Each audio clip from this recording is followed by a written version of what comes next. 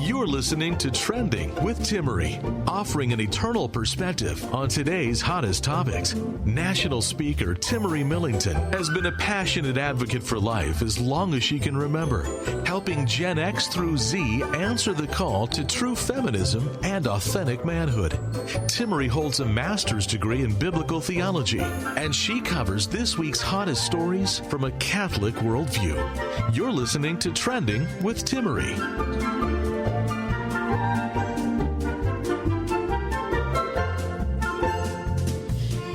So, Father Tim and I have been learning about The Bachelor this week, and it's been airing for probably like 15, 20 years or something. I don't know.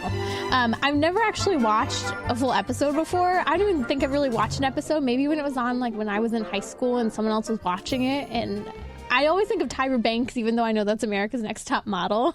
Yeah, all I know about it is something about roses, right? I don't even know for sure. Does he give the rose to the woman he wants to marry? Is that what it is? I don't know. Maybe that's how you stay on the show, is you get a rose. Maybe are we talking about the same show? I don't even know. I think you're right. Yeah. I think you're right. So you do know more about The Bachelor than you let on. Well, I just remember a missionary friend mentioning one time that he went into the city, into Central Park in New York, and was just handing roses out to women. Not to be creepy, but just to be you don't need to do anything to earn this rose. Just have it, receive it, and know that you're loved.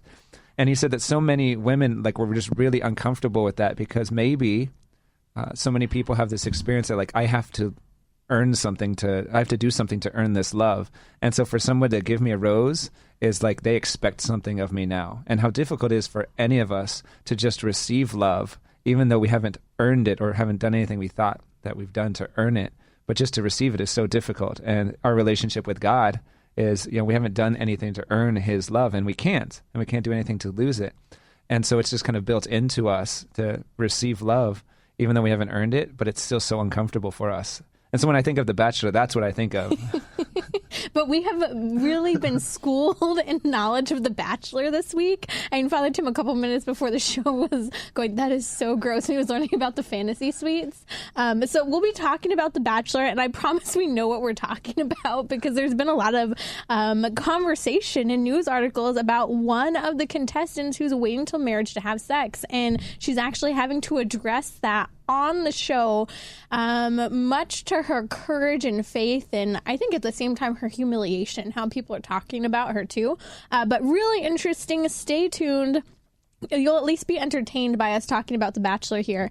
In the meantime, I wanted to talk, Father Tim, about the story of Julianne Hough. For those who don't know who she is, she has been a star for many years on Dancing with the Stars. Or, sorry, not a star. She is a star now. She was one of the star performers, the dancers. Her husband, Derek Hough, had performed as well.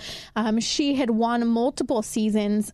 She is just an incredibly talented dancer, actress, singer. You've seen her in the movies now, and she is just someone who has been full of life, and I've followed her over the years because of my own background in dance and close proximity. We used to go and see Dancing with the Stars in person all the time. I had friends who were some of the dancers on Dancing with the Stars too, who had worked with her.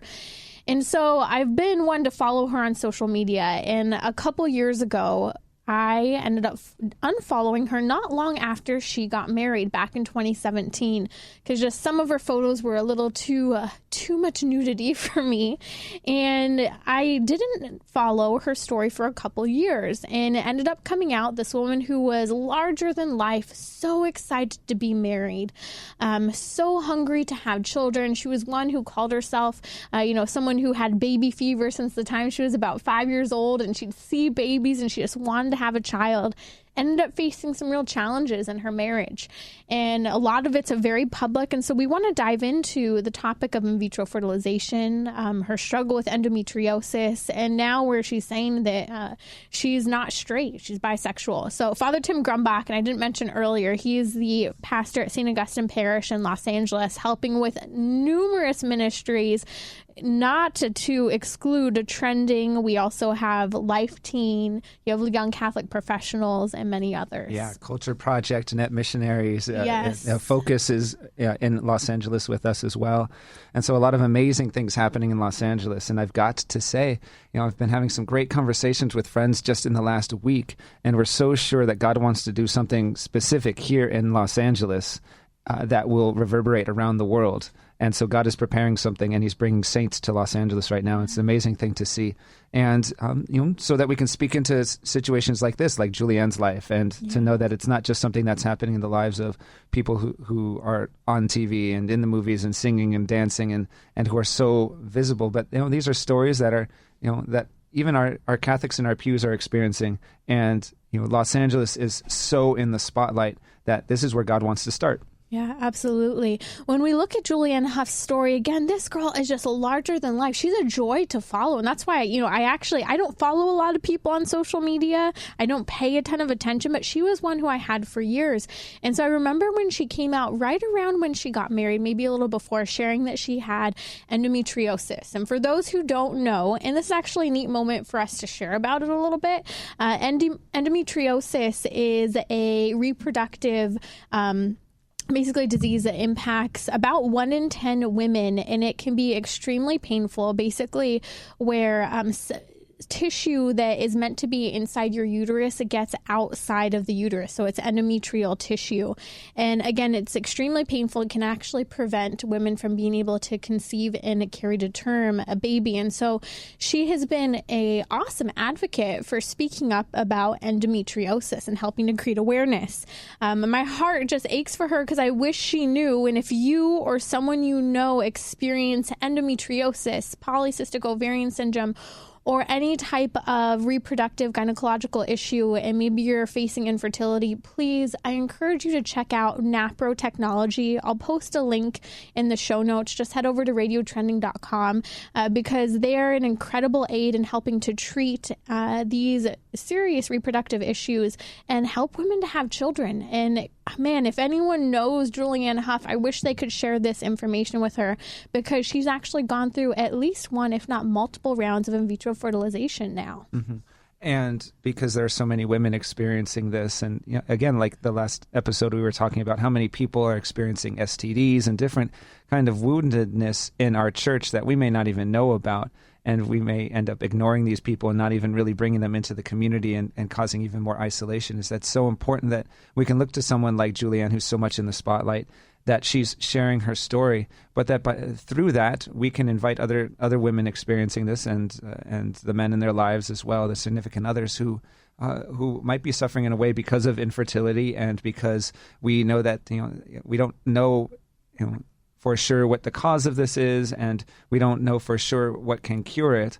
But it is an experience of suffering that is a part of the mystery of suffering that we as Catholics know that there's not an easy answer, but we know there's an answer, and it's in the cross of Christ and how we unite those sufferings. That we're not always looking for a cure, but we're looking for a way to unite it so that our suffering can be of good to other people who are suffering. And I don't always have we don't have the answer for a lot of the crosses that people are asked to carry. But what I do know is that when we're asked to carry a cross, if we try to get rid of it, if we try to go around it in the wrong way, we cause other problems in our lives. And I think that that's where this story with Julianne Hough is actually becoming really, really sad. She hit the news pretty intensely at the beginning of the year, probably toward the end of January, because there was a video that came out of her. She was speaking about self-expression, because if you don't know, she's founded this workout routine called Kingry, however you say it, and it's a fusion of dance and exercise, and it's all about freedom and self-expression. And since she's gotten into this workout type of routine, a few months into starting this and about 4 months into her marriage, she ended up sharing with her husband, hey, honey, by the way, her husband is the National Hockey League player Brooks Lake. And Brooks Lake is looking at her and she goes, hey, honey, I'm not straight, right? And he's kind of like one of those, excuse me, what? And basically, he has gone down that path with her as she talks about exploring and discovering her sexuality, because she said it's through this self-expression, freedom dance and exercise program that she realized, I'm actually not straight. And so that's kind of the backstory. And Father Tim, I want to get your thoughts on this to, after rounds of IVF, after, this new dance program, coming out as bisexual. Now she's speaking at this conference about self-expression, and she ends up on a table and this person is doing something to her, not really even touching her, I don't think. And she is like coming up off the table like this girl's possessed. Right. It's as if they're tapping into demons now, right? Yes. This matter of self-expression, the first thing that comes to mind is looking at the story of Adam and Eve, and how often that story is distorted as God trying to take away human self-expression. How dare God hinder man's self-expression and ability to decide for himself what is right and wrong. And I mean, those are the words of the serpent in the first place, is trying to convince us that God's motivations are not for holiness and to indeed open our eyes and to indeed let us be like him, but that God desires it for us on his own terms, not our own. And so this radical self-expression, this radical autonomy that has become almost a virtue of its own in our culture, is actually something that is imprisoning us to our own passions. So rather than binding ourselves, right, as the word obligation has a connotation of binding ourselves to something, the word religion has a connotation of binding ourselves to one another and to God, that this radical self-expression treats religion and obligation as something that hinders us in our humanity and makes us less human. But we know that being bound to God and being bound to one another, that the greatest saints have always said we belong to one another, that we are obligated to one another, we are religioned to one another, bound to one another, and this radical self-expression is a lie that we tell ourselves. You shared that video of Julianne during an interview, and she said these things like, I have nothing to be ashamed of, which is beautiful, right? If to live in Christian freedom, which I don't know if she's finding her freedom in Christianity, but she grew up in a Mormon home, I believe. Right, that's right. Very broken home too. And she says she's fallen away from that, and but that it was something that gave her an ethics in her life and a morality, and to say that I'm here to debunk beliefs that there's something wrong with you, that you can't do something. And it's trying to create this illusion of radical and absolute autonomy, that I can do whatever I put my mind to. Well, what happens when you fail, even though you've tried your hardest? Is that so soul crushing because you've built your identity on being able to do whatever you set your mind to, rather than in our Christianity and our virtues, our Christian virtues, understanding that we have limits and we're bound to one another because we are part of the body of Christ, and that not everybody is meant to be a hand and a foot and an eye and a mouth, and that we're all parts and that we are limited, but that's because we need each other. And also that we can't just become nothing by trying to be everything as well. That's Father Tim Grumbach. You're listening to Trending with Timmery. It's interesting because Julianne ended up posing naked on the front of Women's Health magazine, the Naked Strength edition. And, it's this idea of being really empowering. And she ends up sharing a lot in this interview. And she's been very public about her marriage. I mean, I just can't imagine how difficult that has to be. And I know we've seen various stories of very public marriages over the years where sometimes they're so public it begins to weigh on the marriage. And I think that although she tries to say that talking publicly about her IVF and talking about all these different things is a means of self-help and self-expression, I think that she's just exposed so much to the world, it's become hard, and she feels like she has to say these things to make herself sound tough. And it's sad because she was talking about, I'm paraphrasing here, but how you need to connect to the woman inside. And she talks about how the woman inside of her who doesn't need anything, how important it is to connect to that woman inside that doesn't need anything at all. And she compares that to how she used to be, quote, that little girl who looked to him to protect me, referring to her husband. And I just think that's really sad because unfortunately, I think a lot of women are really pushed to say, you're totally independent. You don't need a man. You don't need any of this. Well, this is a really broken girl who wants to have a great marriage, who wants to have children. And now through this, radical self-expression, through seeking out in vitro fertilization, we've talked about some of the harms, and we'll talk about it a little bit again soon, of in vitro fertilization. This woman's hurting to the point where she's rejecting her own husband and the need for him. Right, and that denies our humanity just at a very basic philosophical level as contingent beings, and to be able to use that language that means we are not necessary, that we have been created and we did not create ourselves, and it's not necessary that we exist. In a sense, we could say we are necessary to God, but even God in Himself doesn't need us. He would be perfectly happy and in love, in the perfect love of the Holy Trinity, that when God created the heavens and the earth, it's done in such a language that it's not, oh, I'm so lonely, I think I'll create something so I'm not lonely anymore. But that all of creation is an overflowing of the love of the Holy Trinity that pours out. And so we are the result of an act of love, that there is no creature that is not the result of an act of God's holy and divine Trinitarian love, which means that we are not necessary. Mm-hmm. But that you're irrelevant, right, that who you are doesn't matter. And I know people might say, she's just saying she doesn't depend on a man. No, she's saying that some of the strengths and gifts that a man has to offer are irrelevant. And that's actually quite offensive. Right. Again, God creating us male and female, creating us for relationship and complementarity. But that, again, ultimately, we are not necessary to creation, which means either we're a mistake or we're wanted. Yeah. And we know as Christians that we are not a mistake. We are wanted, we are desired, we are loved into being, created by love, for love. And to speak of ourselves as utterly and absolutely autonomous and to have that radical self-expression is to ignore our contingency, that we are not needed, but we are created and we are loved. And so to think that I don't need anything from anyone, it ignores who we are as human persons and who we are at the very core of our being as created. And it has to feel lonely at a certain point. And, I look at what she's going through with this in vitro fertilization journey. And this woman, it's come out over since the beginning of the year. She's not been wearing her wedding ring much. There's talk of them splitting up. They're trying to work it out. Her and her husband, Brooks Lake.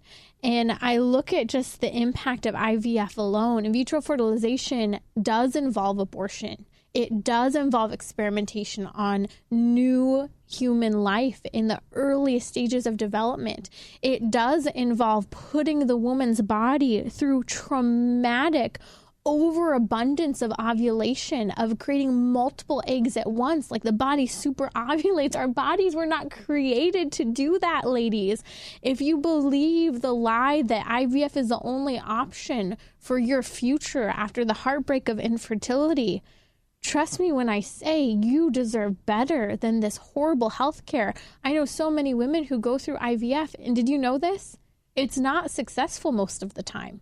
Most people go through it over and over again, and many people go through it, and it's never effective. I know women who have not been able to cope in their day-to-day lives after having done just one round of in vitro fertilization because of the impact on their bodies and the impact on the relationship with their spouse. Yeah, it's really important that you did mention that it does come from a place of heartbreak, of infertility, and that our role is not to assume that they're doing this because it's an evil thing and they like doing evil things, but that it's coming from a desperate place of I want to bring life into this world. But then also, what is that doing to the heart? It's so much of the suffering that we encounter as Christians, we know that we encounter it because Christ is inviting us to His cross. And so to find ways, not natural ways to avoid that cross is going to do something to our hearts. And when God means to shape our hearts by the suffering that we encounter, not because He says, I'm going to make you suffer and I'm going to enjoy it, but that He can use the suffering that we encounter, whether because of our sin or because of what someone else has done to wound us, even, not by our own fault, that to try to avoid that cross and to do it in an unnatural way is going to do something more to our heart. It's not only going to not let God shape it the way He wants it to, but it's going to shape it in another way. And so, we want to know Julianne's story. We're not trying to pretend that we know her story better, that we know what's going on in her heart. But we see this, and our concern is that she's going about this in a way that's only going to bring a deeper sorrow and loneliness, and it's going to hurt her relationship with her husband. And so much of my mind, first goes to marriage preparation and the kind of questions that we ask. Is there something that you're aware of in your heart that will affect your relationship with your spouse that needs to be talked about now before marriage? And I don't know what her story is with her, her self-expression and her, what she considers an identity, a sexual identity and orientation. If she knew this before marriage but was hiding it, how that affects, a person's relationship with their spouse is to first be hiding something and then for it to come out. And so many of these questions keep coming up is, there's a reason we as a Catholic Church do preparation the way that we do it. It's so that there doesn't have to be anything that spouses are hiding from one another. But also that you don't have to identify yourself by your attractions. So the question comes up, what does it matter between her and her spouse, her husband, that she has attractions to women as well? Because if she were to live it in the way we understand a Christian marriage, is yes, those attractions are there, but you're called to live a life of chastity where you have one and only one legitimate place for romantic expression, and that's not going to be with other people that you might be attracted to, whether male or female. And so, these questions come up in marriage preparation because we're getting at the heart of who we are as human persons, created by and for love, and that we're not meant to hide something. These relationships are meant to be a place of rest and Sabbath. But then, to hide something from someone, the whole "it's better to ask forgiveness than permission" sort of thing is exhausting, and it kills who we are. Yeah. And I look at her and I think she tried. I think she really did try when she first came out to her husband saying, "Hey, I'm not straight. You know that, right?" She did say, "But I choose you. And I choose you." And I think there's so much strength in that. But at a certain point, when we start looking at other means to conceive a child, when we start exploring outside of ourselves, when it becomes about us and our self-expression, well, at a certain point, we just start choosing ourselves. And this is the battle that we all face when we're confronted with the issue of sin. That's Father Tim Grumbach. You're listening to Trending with Timmery. I want to talk about The Bachelor here. So a lot of people have been writing in because there's been a lot of conversation surrounding this year's contestant, Madison Pruitt. She helps to recruit parents for foster children to foster. Really neat. She's a Christian.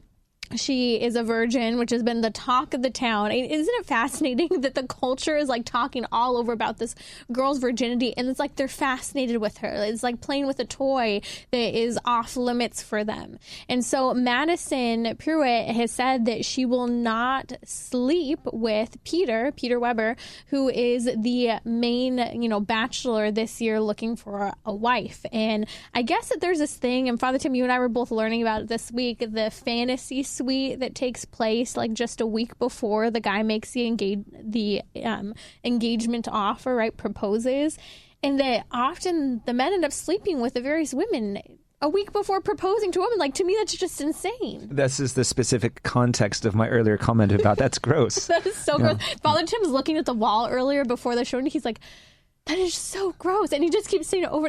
It's so gross. Yeah. Not to be an unhealthy way so judging of to say that people who slept with other people before they got married, "Oh, you're so gross." That's not what I'm saying, but just that it's something that's created as a TV show for entertainment. I mean, it's not the ideal, right? We want to invite people into a chaste and pure relationship so that they can be married and come to know each other in that intimate way that no one else has. Yes, we want that, but people are going to be entering into relationships without that kind of past, with a past where they may have had multiple partners or something like that. That I'm not calling you gross, but that it has been created as something that is a storyline for our entertainment is really disturbing to me. Well, and here's how the storyline continues to get worse, because in this season, they changed it up. So not only is the fantasy suite and the possibility of an overnight stay one of the options, but now all of the 3 final contestants, or however many there might be right there in the end, are also staying with each other. Those 3 girls are staying with each other while some of them are overnight with the guy that they may marry. I mean, how awkward and uncomfortable that is. Of course they're making this into entertainment because, of course, there's something there that touches on the human heart of the women who are about to possibly accept a proposal. And that's why they're using it for entertainment. And it's so rough because, as we said before, these relationships become a place of competition rather than a place of rest and coming to know who we are and who we were created to be. And so to look at The Bachelor kind of promoting this image of relationship is really disheartening. Timmery will be right back. Send her a tweet at Timmery. That's TIMMERIE. You're listening to Trending with Timmery, where morality and culture meet, offering an eternal perspective on today's hottest topics. That's right. Father Tim Grumbach and I are talking about The Bachelor, both of which we have not ever seen an episode, but it's been in the news because they have a virgin on the show and she's waiting till marriage to have sex. And there's this huge controversy because apparently Peter, who's the Bachelor, has not been informed of this up until the most recent week of the show. And everyone has been talking a lot about how manipulative it is of her to say that she won't accept his proposal if he sleeps with the other girls during the fantasy suite round, which we were just talking about. Because fantasy suite round, for those who don't know, is basically where they have an overnight stay and he may or may not sleep with the women. It happens in the past usually. So basically, Madison ends up sharing with Peter that she is a virgin, is waiting till marriage, and she's would not be okay with him sleeping with the other girls. And so a lot of people are complaining that she basically gave him an ultimatum. And I'm just fascinated by the online commentary, Father Tim, because people are actually thinking that it was wrong of her both to wait so long to tell him, but then too to give him that ultimatum. Yeah, it's almost a counterfeit of understanding Christian virtue as a weapon against the world, as if we're trying to maliciously affect relationships between people. Well, really, it is, in a holy way, a weapon against the world, against our disordered desires. And let's be real here, it's gross, right? That's all I can say about this concept of the fantasy suite and the chance for this bachelor. And that's the right word for it. This is not a man living in chastity. This is a man who is taking advantage of other people for his own sake. Now, that's kind of how we've understood the term bachelor, as celibate priests. And when we were seminarians preparing for our promises and for the priesthood, was that, priests are not bachelors. We're not married to a specific person, but we're not bachelors. We're not living for ourselves. We're not living unmarried so that we can do whatever we want. And that's kind of the way that this is being presented, is that this is not a man who's seeking virtue. This is a man who's seeking pleasure at the expense of these women who have been placed in front of him as something to be used. Yeah.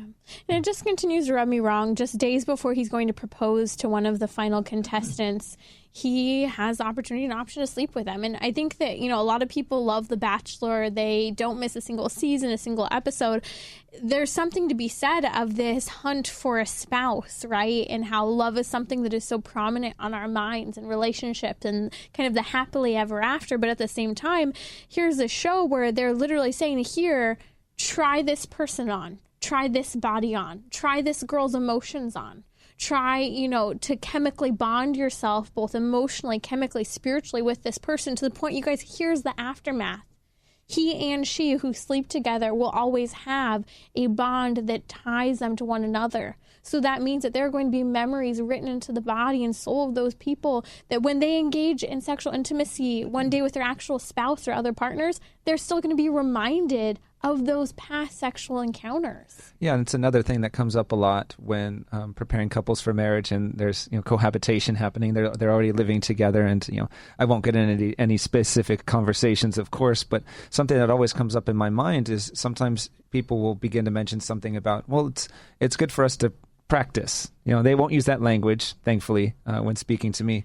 But, it's a language in the culture of you need to get some practice before you get married, right? You want to, it's a test run of sorts. But ultimately, how good can that practice be, that test run be, if you're really you think you're practicing for married life, but you're not living married life. You're just living in the same space. You've not made the promises to one another that have bound you to one another in front of the community, in front of the church. And you still have the opportunity to leave. That is hardly what I would call a legitimate test run. It's the use of one another. Right. Yeah. You may be able to express some really profound love to one another, but if we really believe what we say we believe about marriage as a sacrament, as something that binds people together sacramentally to reveal the love of God to the world through their sacrament, then to live together, and there are so many couples preparing for marriage who are already living together, and in a sense, we have to walk with them where they're at, but we also have to challenge them to live chastity. How is this relationship and living with your fiancé helping you to grow in chastity? And it's a difficult and important question to consider. But when it comes down to it, you're not actually practicing for married life. You're practicing for, dare I say, a sort of infidelity where you are now living with someone who is not your spouse. And that's what you're practicing, I'm afraid to say. I just want to make two other comments when dealing with the Bachelor issue. When you're okay with having sex outside of marriage, you're saying you're okay with having sex with someone who is not your spouse. And I know this is something that has been said for years in the chastity education program. Again, when you're okay with having sex outside of marriage, you're saying I'm perfectly okay with having sex with someone who isn't my spouse. Because that mindset is going to enter into your marriage. And so say maybe you're like, oh, no, I believe in marital fidelity. Once I marry, I marry. Okay, but what's going to keep your roaming body from being a roaming eye and looking at pornography, of entertaining other emotional relationships, of turning back to past relationships? This is part of the reason why infidelity is so real in our culture. And my second comment to follow up with that, if you do not learn how to be chaste outside of marriage, you will never be chaste inside of marriage. And I say the same thing about the priesthood. If you don't learn how to be chaste before being a priest, you will not be chaste when you're a priest. And I think this is why we've had the crisis in the church and the crisis of marriage that we've been facing. Yeah, we believe in an ontological change that happens in holy orders, but that doesn't mean you're just going to flip a switch and all sexual desire will go away. It's something that has to, it takes a lifetime to perfect. It takes a lifetime of sacrifice, but also of receiving it as a charism. And so, yes, it's something that we can speak of as a church, even within marriage, is chastity as a charism as well. And it's something that's not, a couple is not going to be able to do by themselves, by their own efforts. It's something that must be prayed for and fasted for.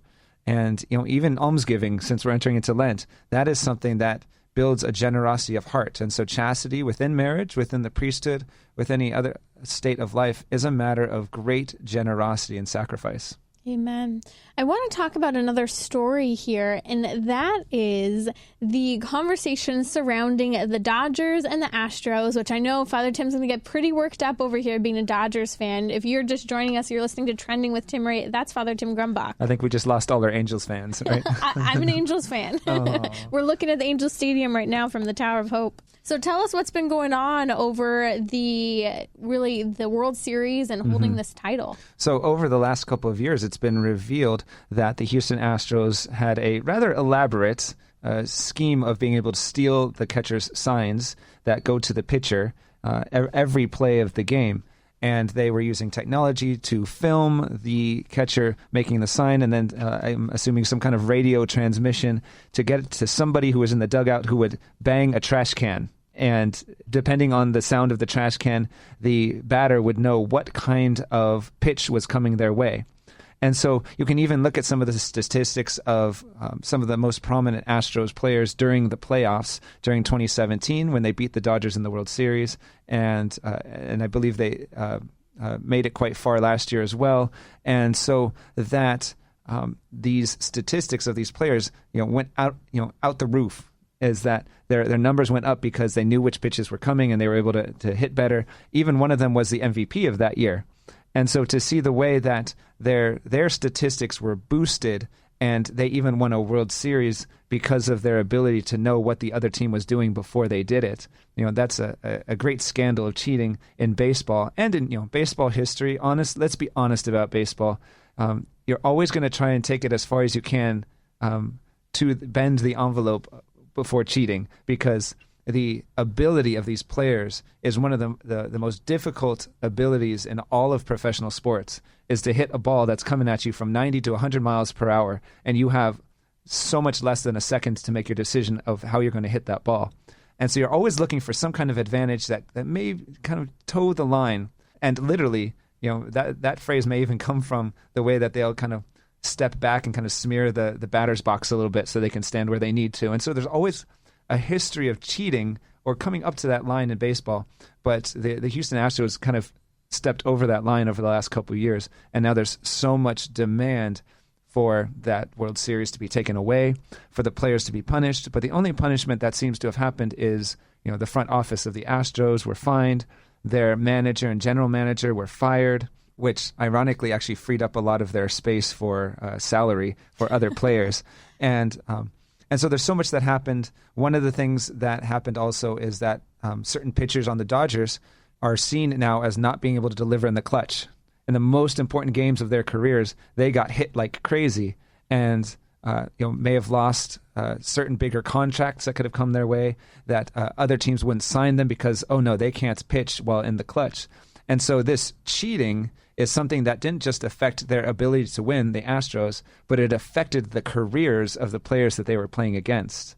And those are pretty dire straits. And that their desire to win at that cost affected the livelihood of other players. What we're going to see over this year, as expected, is that more and more Astros players will be thrown at, that the pitchers will be throwing at these players.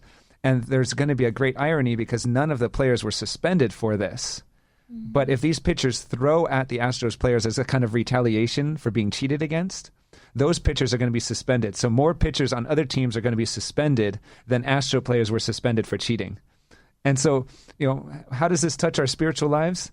Well, it's the way that, our sin can be seen as a form of cheating, and a way that affects not just us and our ability to try and get away from the love that God is calling to us in a deep and sacrificial way, but it's affecting the community around us and people that we may not even expect that it's affecting. That sin is not merely a personal thing, but it's a communal thing, and we can understand it as a form of cheating against God. You can listen to more of Trending via the podcast on iTunes or the iHeartRadio app, where you can share your favorite episodes. You're listening to Trending with Timmery. As I'm following the story here surrounding the World Series title of the Astros and the Dodgers, Father Tim Grumbach here is discussing, a major Dodgers fan, by the way. And we bleed Dodger blue in the Grumbach house. And I keep thinking about how when we sin, there's an injustice done. Like cheating cheats someone out of what they deserve. And justice, ultimately, the church talks about what is justice. Justice is giving others their due, what they deserve. Like justice is about giving like the bare minimum of what someone should have. And I think that's what's so wrong about cheating, and why having this culpability morality about how we conduct our business affairs, our finances, even just teaching kids how to play soccer against each other without cheating. All of these things really do matter, but I think that it's a sign of the times when the Astros aren't losing their title, when the Astros continue to move on without being punished for this, and the culture's okay with it and moves along. Yeah, well, you know what? The culture is not okay with it, actually. It seems that the Houston culture seems to be okay with it, but there's so much desire for retaliation throughout Major League Baseball, at least at the level of the fans. But I remember seeing that one of the Dodgers was saying, well, we didn't win that title. We didn't have the parade. We didn't lift the trophy. We don't really want that title. I think, we as Dodger fans, we still want that title. I'll be happy to take that title. But there is something about, wanting to win it on the field and to be able to celebrate it on the field. And without that, it's just not the same thing. And so as a Dodger fan, this reaches deep into my bones and into my blood. It's not just a matter of, that wasn't fair, but it was something that, this is something that I grew up with, and it felt like somebody reached into my childhood, even though this was like, a couple years ago, that they reached into something that was so important to me and took it away unjustly. And you said that, justice is giving to someone that is their due, but we as Christians are called to more than justice, but to charity. and charity being giving to someone what is our due, in a sense. And so justice, giving to them what is their due, and charity, giving to another what is our due, and giving ourselves away. And so it's important for us as fans, this is entertainment, this is a game, but it's also a business, and it's affecting people's careers and livelihoods, that we need to approach it from a way where we can be fans and heckle and whatnot. But how is it affecting the way we trust one another? How is it affecting the way that we view our own attempts at cheating, of finding the easy way out of the hard kind of ways that love that God calls us to? And I think it's so easy sometimes to always look for the shortcut. How can I do this the easiest way? How can I, experience the least amount of pain? But the reality is just like when we were talking earlier about Julianne Hough's story and the battle of infertility. And trust me, I get it. These are difficult circumstances. Even, playing in the World Series, you have worked your whole life to get to this point. But the reality is that our sin impacts other people. And I keep thinking about some of the stories we're seeing in the culture right now, and I can't help but think about the Tower of Babble. And how here we are, we just turned to Genesis chapter 11, and here are all the people trying to create a name for themselves, trying to create like the most ideal and perfect social and political atmosphere. And what happens? God ends up recognizing that these people, if they are left to this, are going to just worship themselves. They're going to separate themselves from their creator and make themselves their own God. Yeah, that makes us less human and so less divine as God desires to make us. And I think that at a certain point, when we focus so much inwardly, we begin to lose sight of one another. And I think that this is something I see in the story of Julianne and the sad struggle with her and her husband and just kind of the culture around that. But even the story with the Astros, we are at the point where we can't even communicate and understand each other at all. And if you look at the Tower of Babel, God was concerned that if we continued to just kind of self-glorify, well, how far would the people go? And so that's where he allows for the language to be confused and for the people to be spread out across the world. Well, we're at a point in human history where we know what's happening on the other side of the world instantly, where there's so much news that we're overwhelmed by it. We don't know what to do. We feel helpless. You see people posting this on social media when there's a national disaster, when there's war. But I think it's because we're not supposed to be so closely connected to a person on the other side of the world that we're trying to fix their problems. And I think that that's part of the problem. We forget that sin's social, but at the same time, we forget that we have our own people that we are surrounded by that we need to work on doing well by and being just to. Yeah, and that's one of the great things of the lessons from Saint Mother Teresa, is that she would always welcome people to come to Calcutta and to serve the poor who were dying in the gutters there. But she would say, go home. There's a Calcutta where you're from, and there are people who need to be loved who are right in front of you. And you coming over here can be a way to run away from what God is asking you to love right in front of you. I mean, it's the same thing when I had a chance to go visit Haiti, and the priest who was there doing amazing things, Father Tom Hagen, that he said the same thing to us on the way home was, we want you to come back. We would love for you to be here. But there are people in your streets who are dying, who need you to love them, who are right in front of you. And, I can very much say the same thing at St. Augustine's is, we have, underneath our freeways that are close by, what people are calling Skid Row West. There are people who are dying in our streets, and I don't need to go very far. I can walk to, we have people sleeping in our pews during the day who we get to know by name, and we will from time to time offer them some food and sit down and with them and get to know their story a little bit if they want to share it with us, is that there are people right in front of us, and that the sin could be to run away from what's right in front of us and to look for the easy way out and make ourselves busy with all number of things in the office, but miss that there are people right in front of us who need to be loved. The other part that reminds me of the Tower of Babel is God scattered them, and I think part of that is because they tried to control everything. They tried to control the perfect government, the perfect political system, the perfectly tall building to create that great tower, and yet they forgot about serving God, and instead they served mammon. And if we look at,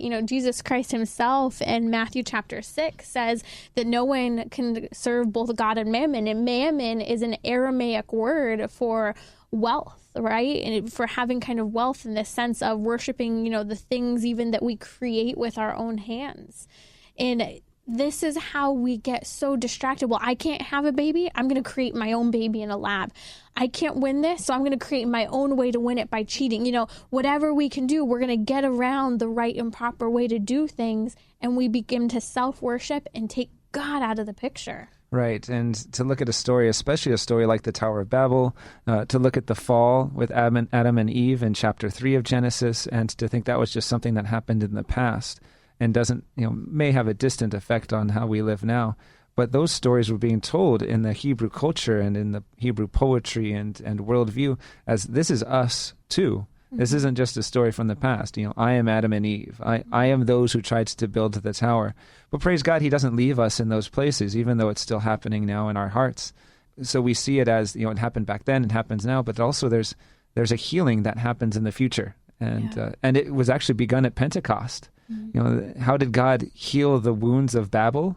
Well, having separated their languages and made it so that we cannot communicate to one another as God intends for us to do, is that on the morning of Pentecost, when the disciples are shot out of that upper room to go and proclaim that Christ is alive, more alive than ever, they are speaking whatever language that they're speaking, but everybody with these separated and broken languages can understand them, no matter what language they spoke before. And so Pentecost was the beginning of this healing from what happened at Babel. And so this sending of the Holy Spirit, the spirit of love and humility, is meant to be the solution that allows us to communicate. And so in our desire to be impressive and our desire to have control, we're not going to be able to communicate with each other. This desire to cheat and to get ahead at all costs, we're not going to be able to communicate with each other, right? We were made for communion and relationship. And when we seek the easy way out of that, we're building up Babel, and God will tear it down.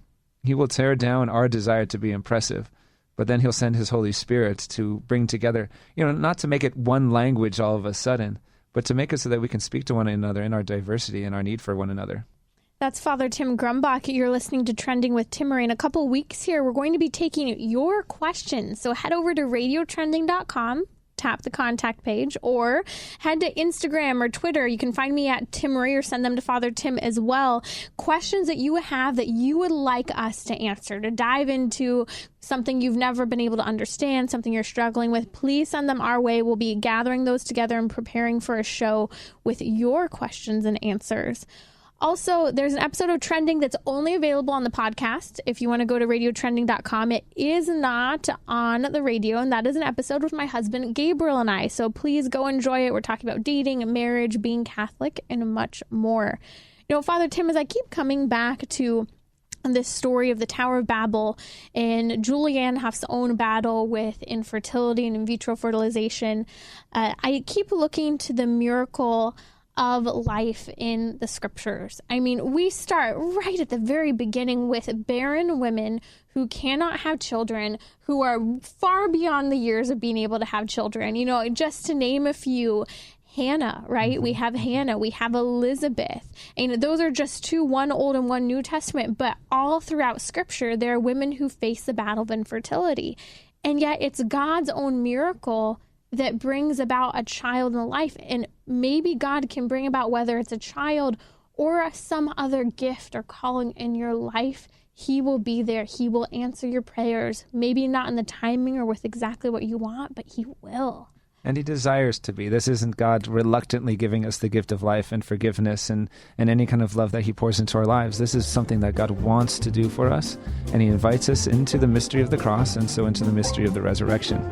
That's Father Tim Grumbach. You're listening to Trending with Timmery. You can find more about Father Tim at radiotrending.com. Just head over to the contact page and connect with him on social media. This has been Trending with Timmery. To book her to speak or learn more about her guest, visit radiotrending.com. You can listen to more of Trending via the podcast on iTunes, Google Play, or the iHeartRadio app, where you can share your favorite episodes.